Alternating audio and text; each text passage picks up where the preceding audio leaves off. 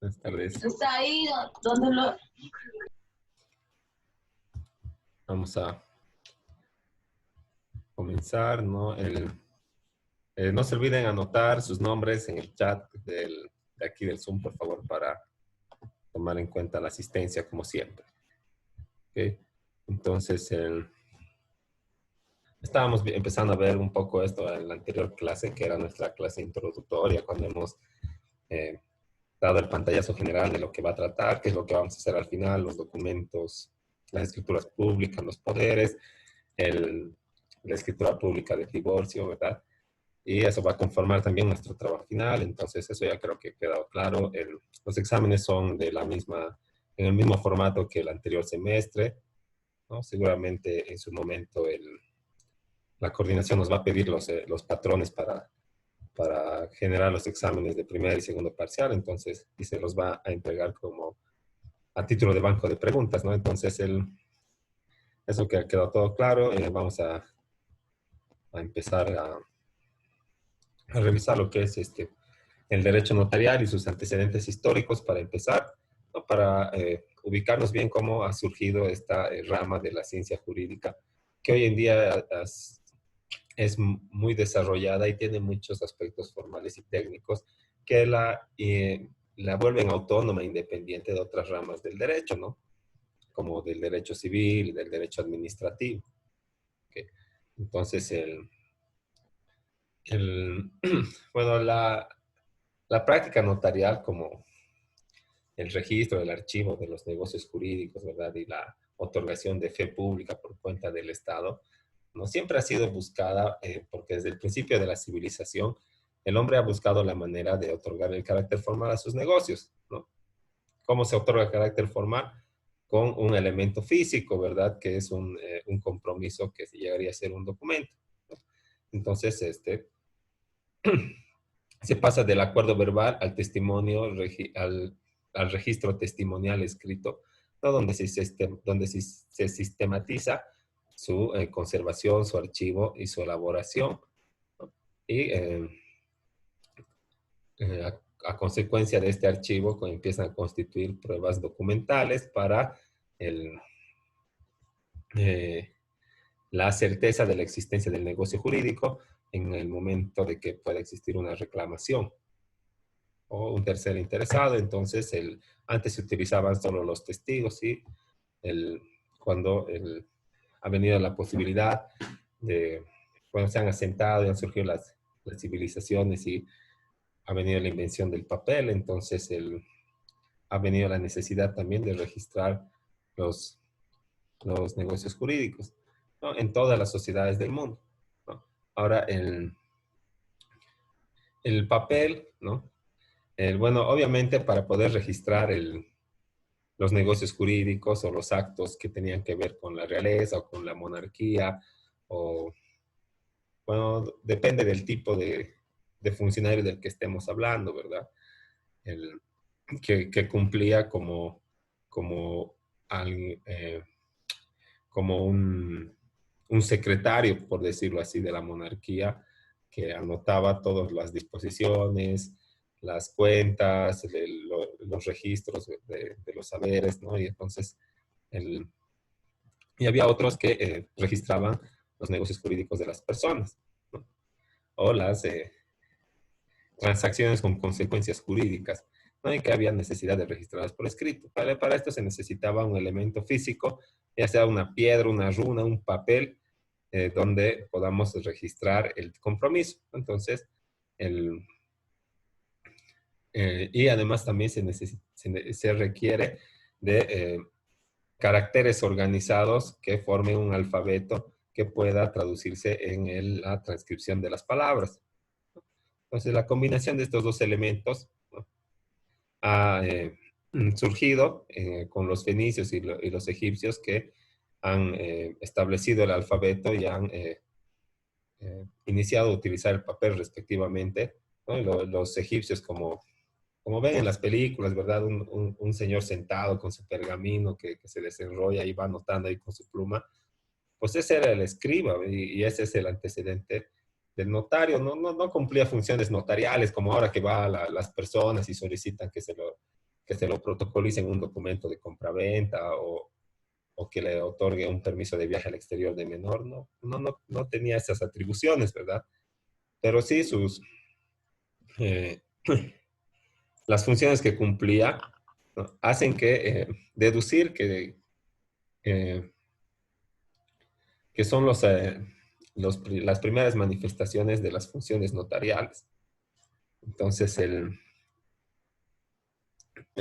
las civilizaciones antiguas, ¿no?, empieza con los hebreos, ¿no?, el, que, que era una civilización en la que si una de las partes sabía escribir, ¿no?, entonces tenía que realizarse un convenio por escrito y tenía que redactarlo y formalizarlo aquel que conocía el arte de la escritura, ¿no? Pero si ambas partes ignoraban escribir, entonces tenían que recurrir a la intervención de un tercero, que era un funcionario público, que se llamaba escribano, y que realizaba el registro de estos contratos privados y más o menos ya se va acercando a la práctica notarial, ¿verdad? Eh, Había, como les comentaba, escribanos reales, escribanos del pueblo, escribanos de la ley y los escribanos del Estado. El escribano real, ¿no?, se encontraba a cargo del registro y la redacción de los contratos de la élite o de la monarquía o que tenía que ver con la cosa pública, con el Estado. El escriba de la ley, que era tipo tribunal constitucional, no registraba negocios jurídicos, pero interpretaba la ley, ¿no?, y era la última palabra en la interpretación de la norma. Entonces, su misión, que era interpretar los textos legales con pureza y fidelidad. También existía el escriba del pueblo, que conocían tanto la ley como las costumbres y redactaban las convenciones de los particulares, o sea, las transferencias de los derechos de dominio o para las prestaciones de los servicios. Okay, de eso se tratan los contratos. Y también el escriba del Estado, que ejercía las funciones de secretario de los establecimientos públicos. ¿Qué hacía? Llevaba el registro del establecimiento público al que estaba encargado, como un secretario, por ejemplo, de la Autoridad de Supervisión del Sistema Financiero ASFI, ¿no? Obviamente va a tener ingresos, egresos, disposiciones, va a establecer contratos, a iniciar procesos, y todo eso tiene que ser registrado. Y quien llevaba el registro, pues era el escriba del Estado, ¿no? Pero son los antecedentes notariales que encontramos en las civilizaciones antiguas. Un poquito más, ya venido hacia acá, ¿no? Están los egipcios, donde los escribas son esas personas que señalábamos, ¿verdad?, que tenían su papiro enrolladito y se encargaban de la redacción de los contratos, ¿no? Y gracias a este elemento del papel, del papiro, han logrado registrar los contratos más antiguos, pues los egipcios, ¿no?, que tienen que ver con el transporte marítimo de mercancías y todo eso. Ahora, no era un funcionario que daba fe ni archivista, sino que más bien era un funcionario que era entre inventariador y contador, ¿no? Y existían categorías y eran considerados como funcionarios del Estado, ¿no? Como ya habíamos visto también entre los hebreos, habían categorías de acuerdo a las funciones que cumplían, pero en este caso eran considerados como funcionarios públicos. Entonces eso les aseguraba también cierto privilegio y eh, ciertos privilegios, cierta posición dentro de la sociedad, ¿no? No eran como los ciudadanos comunes. El- Luego en Grecia, ¿no?, ya cuando el derecho ya está mucho más desarrollado, los encargados de redactar los contratos se llamaban oficiales públicos. Entonces, los oficiales públicos ejercían funciones notariales y registradoras, pero solamente de contratos entre particulares y, entre el Estado y los particulares y las convenciones internacionales, o sea, entre países vecinos. Entonces, estos oficiales públicos, si bien ejercían funciones ya netamente notariales, no, lo hacían con los negocios de particular a particular, sino del Estado con los particulares. Ahora, ya en Roma, ¿no? Ya aparecen los, las funciones notariales mucho más desarrolladas y existían escribas que acompañaban a los pretores romanos a cobrar los impuestos, ¿no? A ejercer sus funciones y a registrar estos actos, ¿no? Ahora, ¿qué hacían al registrar estos actos? Extendían actas, ¿verdad? Y esta era su función principal, extender las actas y escribir, escribir decretos y custodiar los archivos que se generaban con el ejercicio de las dos primeras funciones, ¿verdad?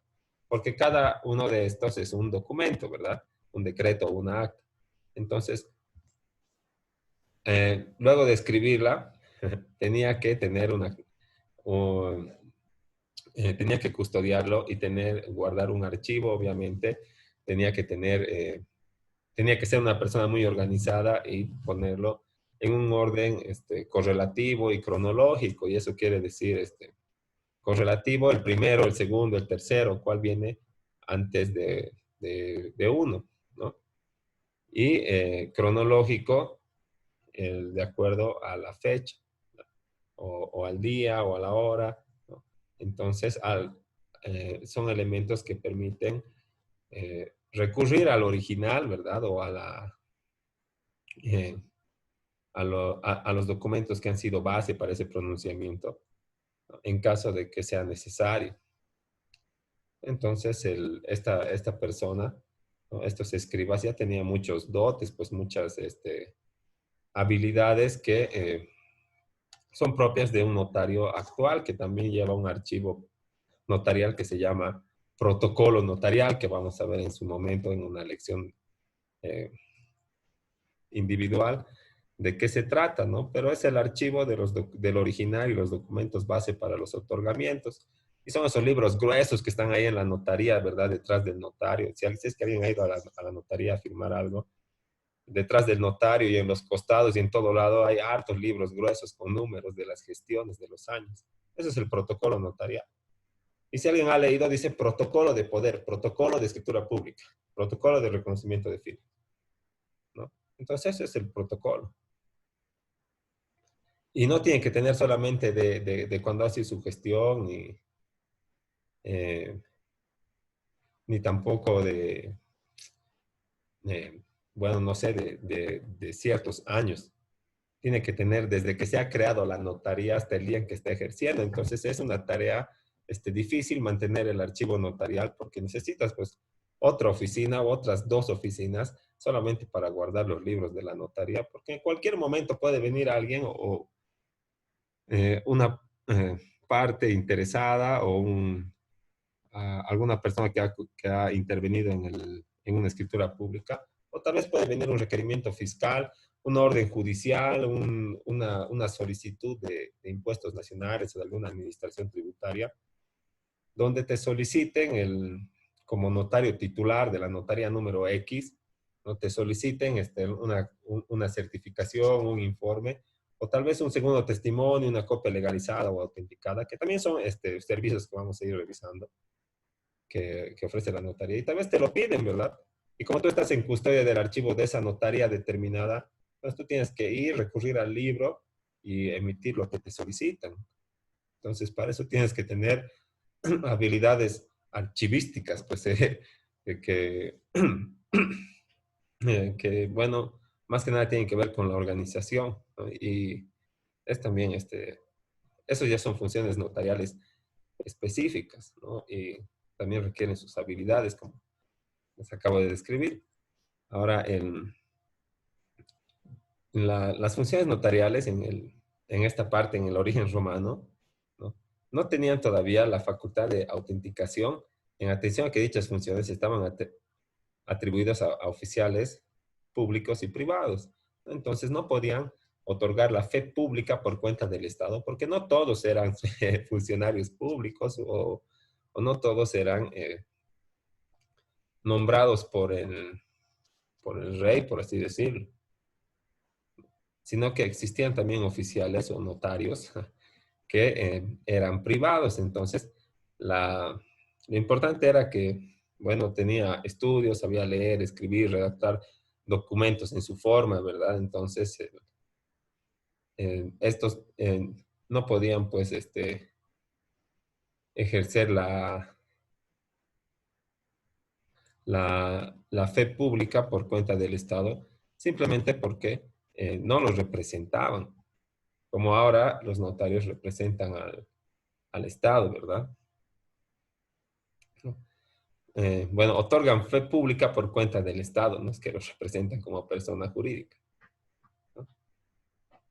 Ahora,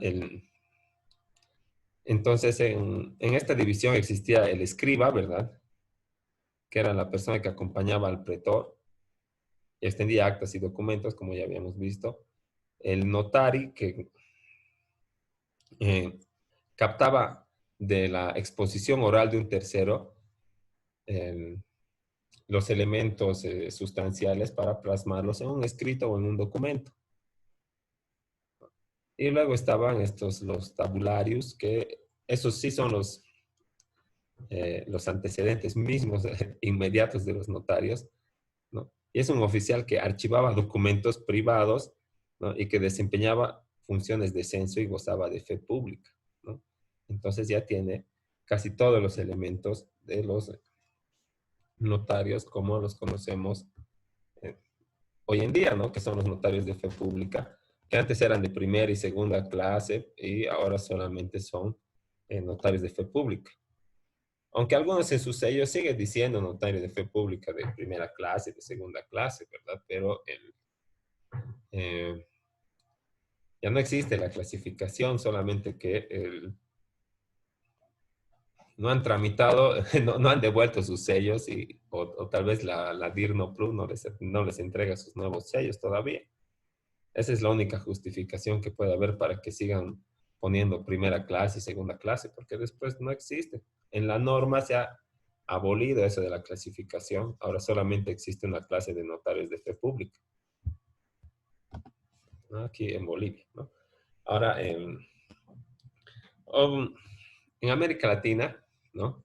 Obviamente, o en la parte de Sudamérica, también existía pues personajes que hacían uh, o cumplían o ejercían funciones que se pueden considerar asimismo notariales, ¿no? En Sudamérica podemos evidenciar la existencia de un personaje que se denominaba el Quipu Camayoc, ¿no? Que era el encargado de registrar en unos artilugios que se llamaban quipus todos los actos que ejercía el Inca y además llevaba el control de las reservas, ¿verdad? Y también llevaba el control bueno, la cuenta de cuántos iban a la guerra, cuántos volvían de la guerra, cuántos nacían, cuántos morían, ¿no? Entonces era más un inventariador, contador también, pero del Inca, ¿no? El, es- Algunos señalan que supuestamente dentro de este periodo no existía la escritura, ¿no? No existía el papel, no existía un tipo de registro, ¿no? Para eh, bueno, para esta función del quipu camayoc, ¿no? Pero el, como registraba en sus quipus, y los quipus son unos nuditos, ¿verdad? Que es como una cuentita, como los rosarios, ¿verdad? Así, unas cuentas separadas, unos nuditos, ¿no? Entonces, cada, la traducción de quipu significa nudo, ¿no? Entonces, son cuentas que llevan nudos y que cada tipo de nudo significa algo, ¿no? Y de acuerdo a la distancia, la cantidad de nudos, el color del hilo y todo lo demás, significa algo diferente, ¿no? Entonces, algunos señalan que estos quipus que manejaban estos personajes que se denominan quipu camayok eran ya elementos mismos de registro y de escritura y de lectura, porque no era eterno, pues el personaje, ¿verdad? Él le pasaba a otro y le pasaba a otro y él le pasaba a otro, ¿no? que tenía que obviamente saber leer e interpretar los nudos para saber qué había pasado pues, en ese tiempo determinado o en los registros que había dejado su antecesor, ¿no? El- y era, bueno, como estaba al servicio del Inca y tenía ciertas habilidades, ¿verdad? Porque no todos podían hacer los quipus y leer e interpretar, ¿no? Entonces, él tenía una posición privilegiada y además se presumía legítimo todo acto en el que participaba este personaje que se llama Quipu Camayo, ¿no? Y obviamente, como les señalaba, ¿no?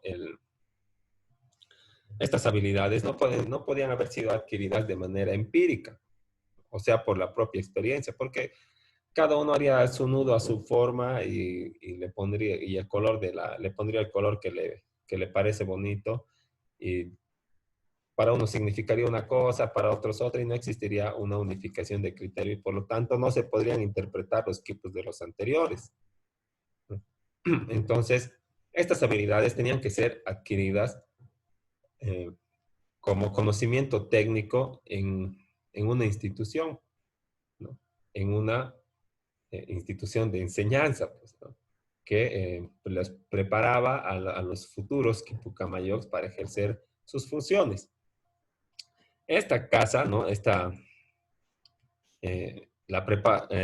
lugar donde recibían la preparación previa para desempeñar eh, esta función tan importante, se llamaba Yachayhuasi, ¿no? Hay una biblioteca, creo que se llama Yachayhuasi también, ¿verdad? Y quiere decir la casa del saber o la casa de la enseñanza.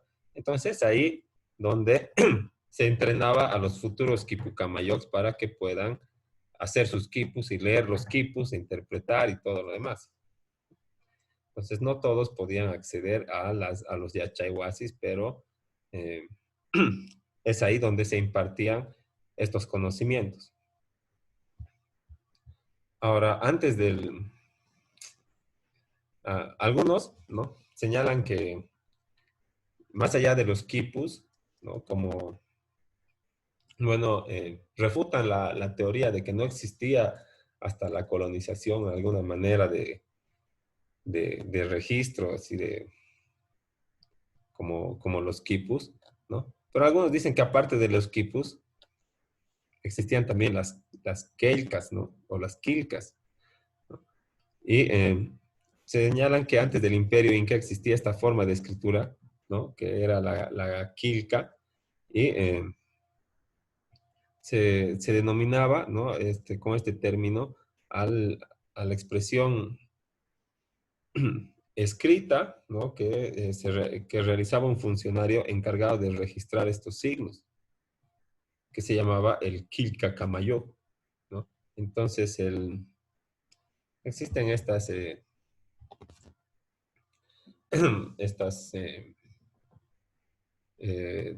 manifestaciones y estas eh, teorías, ¿no?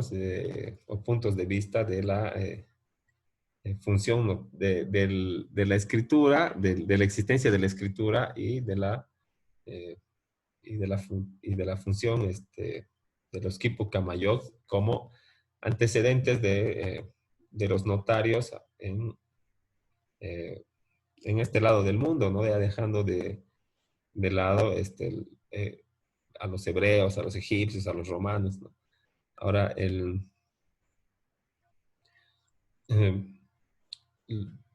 posterior a las civilizaciones antiguas, el, se, el derecho notarial, ¿no? Ha evolucionado y se ha desarrollado, ¿no? Con algunas leyes que son importantes mencionar, con la ley francesa notarial de 1802, ¿no? Ahí entra también la ley del notariado de Bolivia del 5 de marzo de 1851 y la ley española de notariado de 1862, ¿no? Y es importante recalcar este punto porque la ley del notariado de Bolivia, de la de 1858, ha estado vigente hasta que se ha publicado la actual ley del notariado plurinacional. O sea, hasta el 2014, más de 150 años ha estado vigente esta ley del notariado. Obviamente que ha sido objeto de derogaciones, de modificaciones y parches a través de los años, pero si no es la que más vigencia ha tenido, está entre las que más vigencia ha tenido porque eh, hay pocas normas que están vigentes más de 150 años, ¿verdad?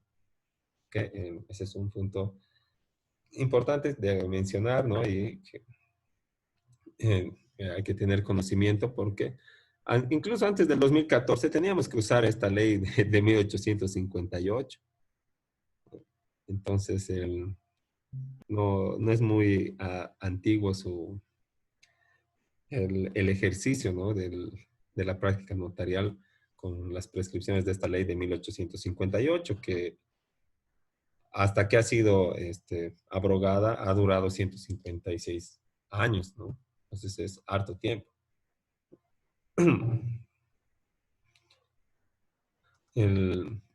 Bueno, y como les decía, en el periodo precario para algunos ya existían notarios, ¿no? Más que nada en el derecho peruano, y posteriormente a la colonia se aplica la legislación española, con lo cual se aplican las disposiciones notariales españolas, ¿no?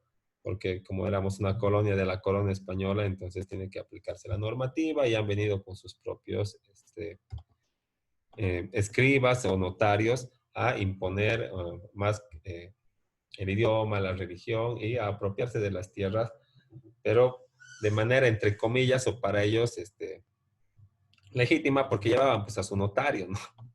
Y es que vamos a revisar un poquito esta parte de la época colonial y cómo es que junto con Cristóbal Colón ha llegado un notario y ha hecho el primer acto notarial acá en el Nuevo Mundo, ¿no? Para tomarse las tierras a nombre de la corona, ¿no?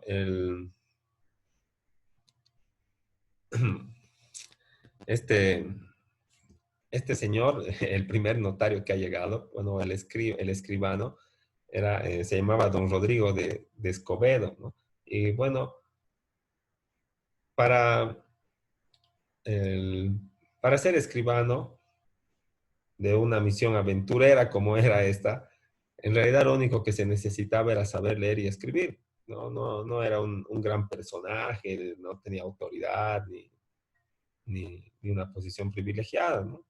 Había que ser mitad aventurero y mitad redactor, escritor. Entonces es así que este señor don Rodrigo de Escobedo se embarca junto con Cristóbal Colón hacia el Nuevo Mundo y o hacia en un nuevo camino hacia las Indias, creo. Y el, este señor don Rodrigo de Escobedo es nombrado escribano de Cuadra y del Consulado del Mar, y en ejercicio de estas funciones acompaña pues a Colón, ¿verdad? En una mano la espada y en otra mano el lapicero o la pluma para poder registrar sus actos. Y es así que viaja con viaja con Cristóbal Colón y levanta un acto que da cuenta de la toma de la posesión de las islas de Guanahani, ¿no? Que en realidad es lo que ahora se llama pues, El Salvador, ¿no? Y estas islas se toman en nombre de los reyes y el almirante las llama San Salvador. Entonces ese acta, ¿verdad? Ese es el primer acto notarial en el Nuevo Mundo o en América Latina. Y es, un, es una toma de tierras, ¿no?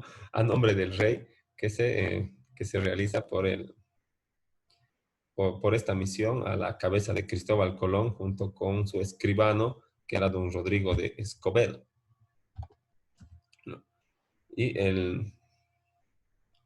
eh, es así que el primer documento notarial del que estábamos hablando se realiza el 3 de agosto de 1492, ¿no?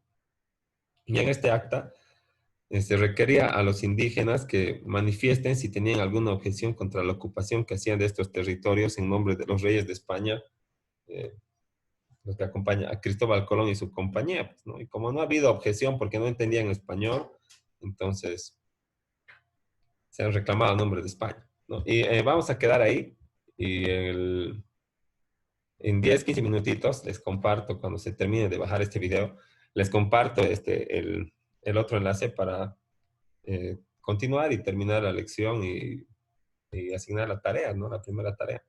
¿Ok? Entonces, y para resolver algunas dudas. Entonces, nos vemos en 10 minutitos. Nos daremos un receso. Hasta luego.